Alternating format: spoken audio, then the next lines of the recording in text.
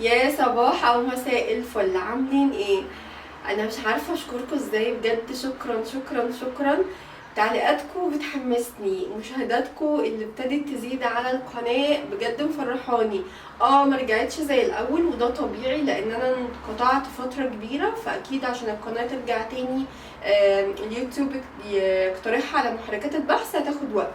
فانا يعني متفهمه ده وقابلاه كويس جدا، لان الغلطه كانت غلطتي فمش عايزين نغلط كده تاني. وبجد شكرا شكرا شكرا. الحمد لله الاحصائيات على اليوتيوب عماله تديني الاسهم كلها اخضر، ان المشاهدات في زياده، السبسكرايب في زياده، ايه تاني، لايكات في زياده. فالحمد لله شكرا شكرا بجد. كان لازم اشكركم في اول الفيديو لان انا فعلا مبسوطه.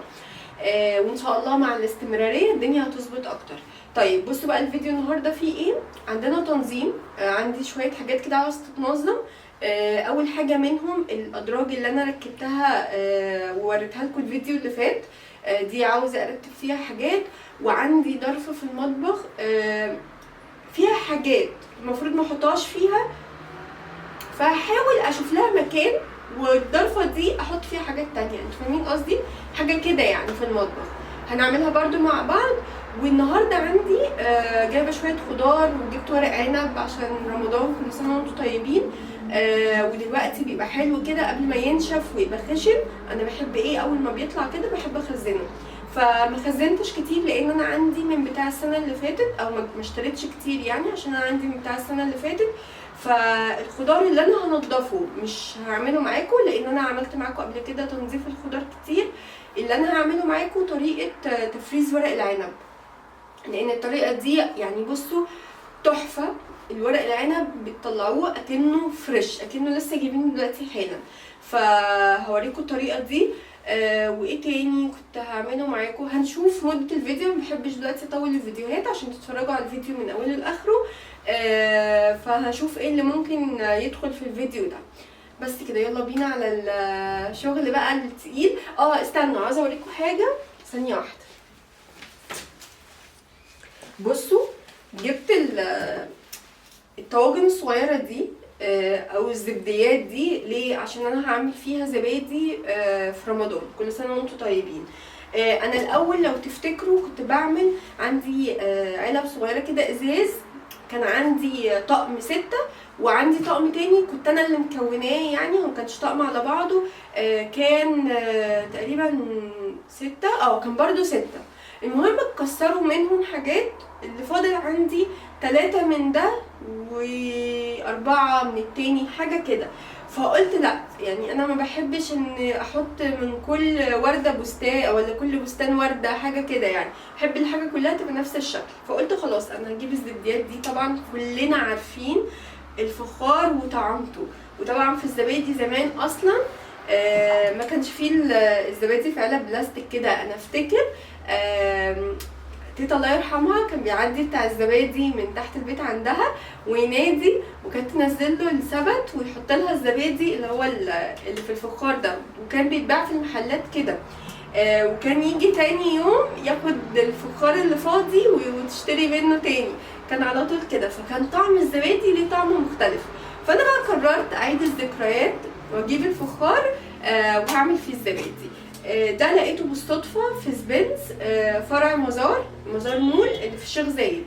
لقيت ال3 دول كده مع بعض ب15 وربع. مش رخاص، ممكن تلاقيهم في اماكن تانية ارخص من كده، بس يعني لقيتهم متوفرين وفي مكان جنبي، فقلت ايه خلاص يعني اجيبهم. جبت 2 كانوا عاملين 30 ونص على اساس اعمل فيهم. حسيت ان الحجم ده هياخد الكيلو يعني مظبوط، ال6 وحدات كده هياخدوا كيلو مظبوط. فدول عاوزه اغسلهم برضو واشيلهم من تجهيزات رمضان. وايه تاني، بقول لكم على حاجه تانية. بس تعالوا بقى نبتدي الاول في ورق العنب وبعد كده نخش على تنظيم الحاجات التانية.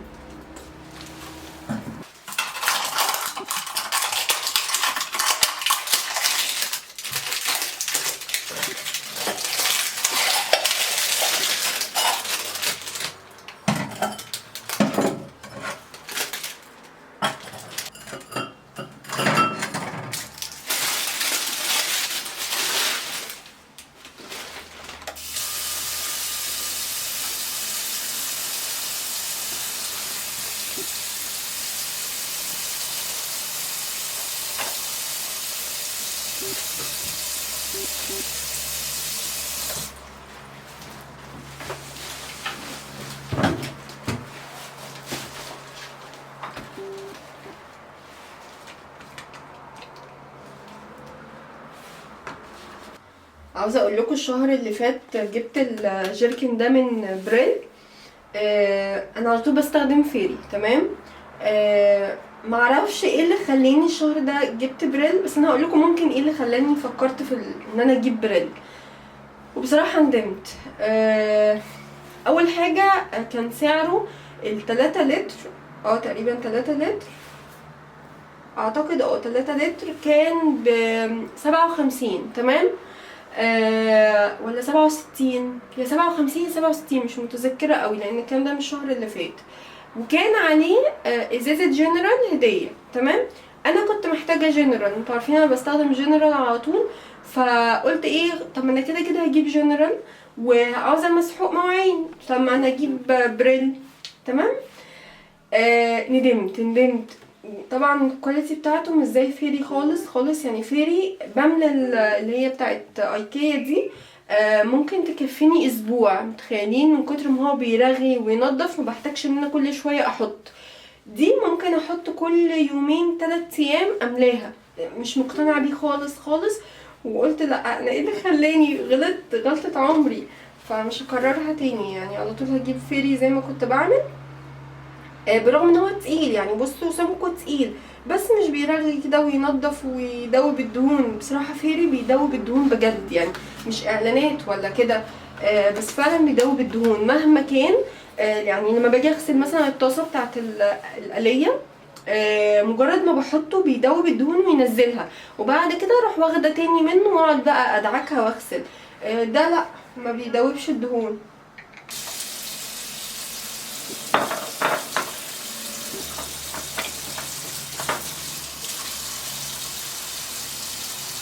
بصوا انا حطيت نقطتين محترمين يعني.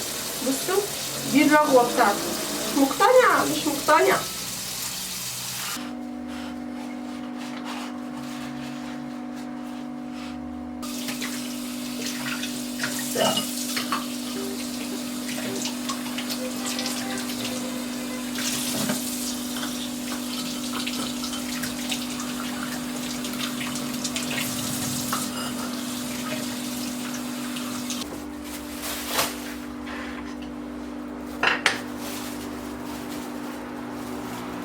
بصوا اول حاجه بعملها باخد ورقه العنب. بصوا ناعم ما شاء الله وجميل ازاي، صغنطط كده حلو. لو تاخرتوا عن كده بيبتدي بقى يبقى خشن. واروح اقطع اللي هو العنقود ده، تمام. مش بيترمي، ده بيتشيل. هقول لكم ايه، وابتدي بقى ايه ارص كده.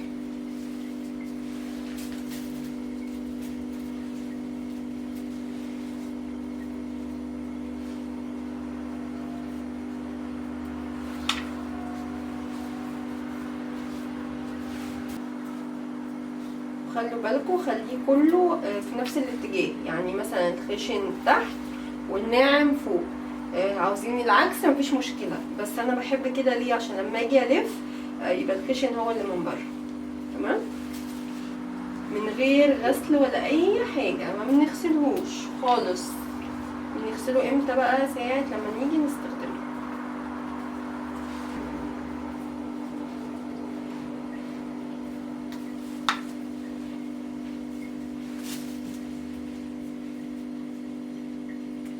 بصوا عشان سبته بس يوم في التلاجة دبل شوية. التلاجة يا جماعة بتبهدل الخضار مهما كان نوع التلاجة ايه، ومهما كان التبريد بتاعها عامل ازاي. هو اصلا السقعية بتبهدل الخضروات، بالذات الخضروات الورقية، فخلوا بالكم.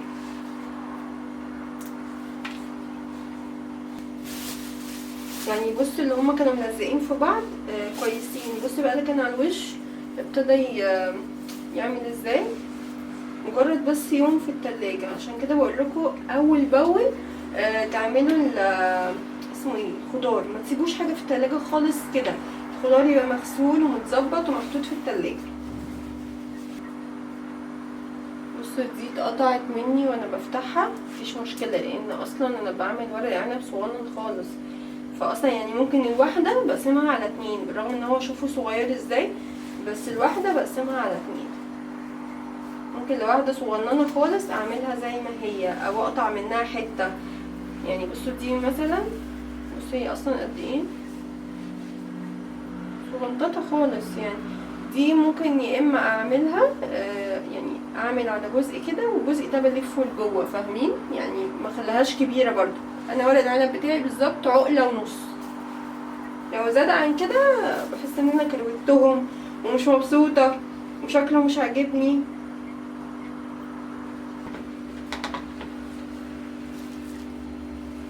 بصوا بقى بعمل ايه. بصوا اول طرف اهو من الاسترتش بحطه ايه على ورق العنب كده، شايفين؟ اول طرف حلو كده. بعدين ابتدي ابرم ابرم ابرم ابرم كده اكني بلف محشي، شايفين المنظر اهو؟ حلو كده. واروح قطعه.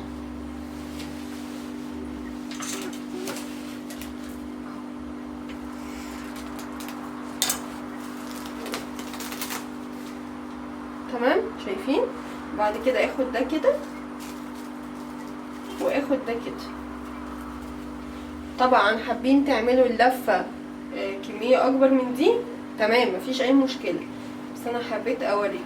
وبشيله بقى بخلص الكميه واجيب كيس واشيله كده ارصه جوه الكيس هوريكم، واحطه في الفريزر. خلص بقى الكميه كلها عشان دول بصوا ما شاء الله كتير، لو قعدنا كده هتزهقوا مني وهتملوا، فهخلصهم وارجع لكم ان شاء الله. بصوا انا خلصت الكميه كلها، دي اخر حاجه هلفها. واللي هنا ده الورق اللي مش حلو، اللي هو مثلا زي كده. بصوا يكون مثلا عليه رش اتحرق من المواد الكيماويه الحاجات دي. انا السنه دي ما جبتش كتير لان زي ما بقول لكم انا عندي من السنه اللي فاتت، فما حبيتش ان انا اكتر. واحنا كمان الكرومب هو الاساسي عندنا. ورق العنب ده مثلا ايه لو انا جايباه لو انا هعمله يعني جنب حاجه، يعني فاهمين قصدي؟ مش الاساسي. الاساسي عندنا هو الكرومب. ممكن ورق العنب اعمل حله مثلا جنب محشي مشكل بتنجان وكوسه وفلفل كده يعني. كنت عاوزه اقول لكم على ايه تاني. بعد ما بنلفه بالشكل ده كده هنشيله في الفريزر، ولا هيتكسر منك ولا هيحصل له اي حاجه. لو شلتيه مفرود مجرد ما تحطي عليه حاجه وهو مجمد هيتكسر ينزل زي الازاز كده. الطريقه دي ما بتخلوش يحصل له اي حاجه، مجرد ان هو اتجمد حطي فوقيه اي حاجه مش هيحصل له، مش هيتكسر او كده. العيدان دي اللي بحطها من تحت وساعات بحطها من فوق، بتدي مزازه لورق العنب للناس اللي بتحب المزازه. بطلعه بقى من الفريزر تمام، بروح حطاه وهو مجمد احطه في بوله واحط عليه ميه سخنه من الكاتل تمام. بيتغسل وبينزل اي تراب فيه واي حاجه بتبقى يعني اسمه ايه الحاجات اللي من العنب او كده بتنزل وبيبقى زي الفل. اروح مطلعه من الميه السخنه دي، ما بسلقوش بقى. انا بحب الورق ياخد سواه من السوا بتاعه مع الرز. بروح حط عليه ميه سخنه تاني وابتدي بقى ايه اخد منها الورقه واحشي. فانا غسلته اول مره في ميه سخنه، طبعا طهرته وخليته زي الفل. وتاني مره مش بسلقه، بحط عليه ميه سخنه تاني واقعد بقى ايه استخدم ورقه كده لحد ما بخلص الكميه. ده بالنسبه لتفريزي ورق العنب. خلوا بالكم اهم حاجه بس من الورق اللي يكون مثلا فيه عليه اي امراض او يكون اتحرق من الرش او من الشمس او كده ما تستخدموش. دي كده الكميه اللي عندي، وكمان انا لسه عندي في الفريزر، فايه ده مع ده زي الفل مش كتير يعني. لو عملناه مثلا في الشهر مره، انا لسه عندي اربع لفات بس اكبر من كده. ممكن اللفه تعملي حله كبيره، فالاربع لفات مع دول كده زي الفل بالنسبه لي ورق العنب السنه دي. بصوا حطيته في الكيس عشان يبقى محكم كده ميبقاش يطول عندي في المطبخ. وشلت العنقاد، هي اسمها كده عنقود يبقى عنقاد ولا ايه؟ عناقيد مش عارف جمع عنقود ايه. طيب عايزه اقول لكم حاجه نسيت اقولها لكم. اللفات حجمها بعمل كبير وبعمل صغير وبعمل وسط، يعني مش كلهم نفس المقاس. ليه؟ ساعات الصغير بكون عاوزه اعمل كميه ورق عنب صغيره هحشيها في بطه، هحشيها في فرخه، احشيها جوه فخدة لحم، فخدة لحمة كده يعني، فاهمين قصدي؟ فبكون عاوزة كمية صغيرة، فما اطلعش كمية كبيرة واقعد بقى ادلق عليها مية سخنة ومش عارفة ايه وكده، وفي الاخر اكون مش محتاجاها كلها وارجع ادخلها الفريزر تاني. طعمه بيغير لما بيتسلق، لو سلقتي كمية وحطيتيها في الفريزر طعمه بيغير، ما بيبقاش حلو. ف اعملوها بمقاسات. لو انتوا بتعملوا كذا انواع اكل مختلفة بالورق العنب، جملة صح مش عارفة، انا عاوزة مدرس لغة عربية هنا لغة عربية. طب اسيبكم وعاوزة انا فهمت ده ليه، عشان انا مفطرتش لحد دلوقتي. الساعة دلوقتي كام؟ استنوا، الساعة 1:03 وانا مفطرتش، انتم متخيلين؟ فاللي انا فيه ده بسبب ان انا مفطرتش. هروح اشيل الورق عنب في الفريزر ونعمل فطار مع بعض. مش عارفه اصورهولكوا ولا لا.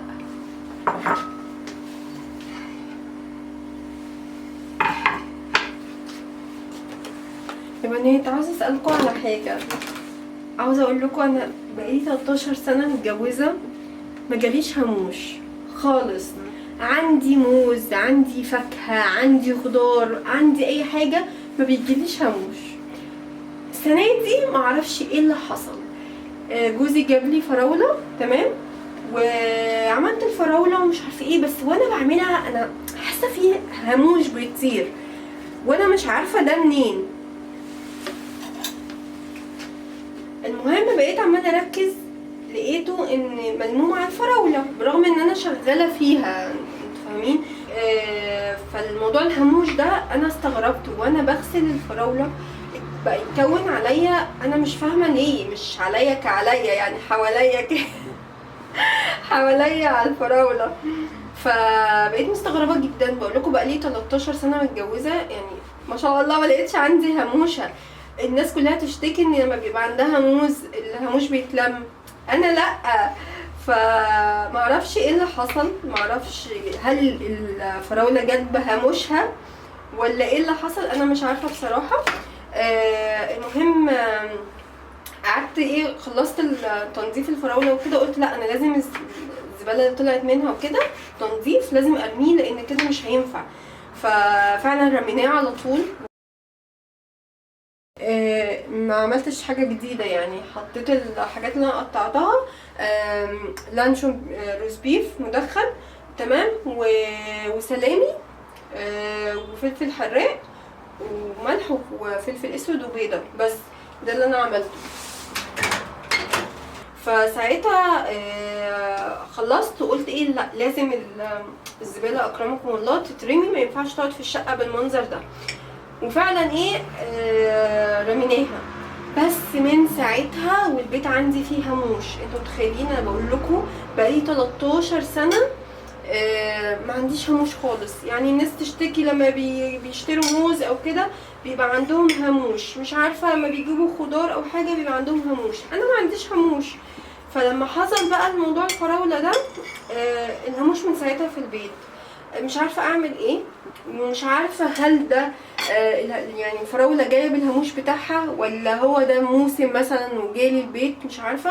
بس انا سالت جارتي قالت لي ان هي عندها هموش، فانا مش عارفه بصراحه، متضايقه جدا. لو حد عنده وصفه ان انا اطرد الهموش ده من البيت يقول لي، بس ما عدا الحاجات الرش اللي هي بتاعت الحشرات او كده يعني.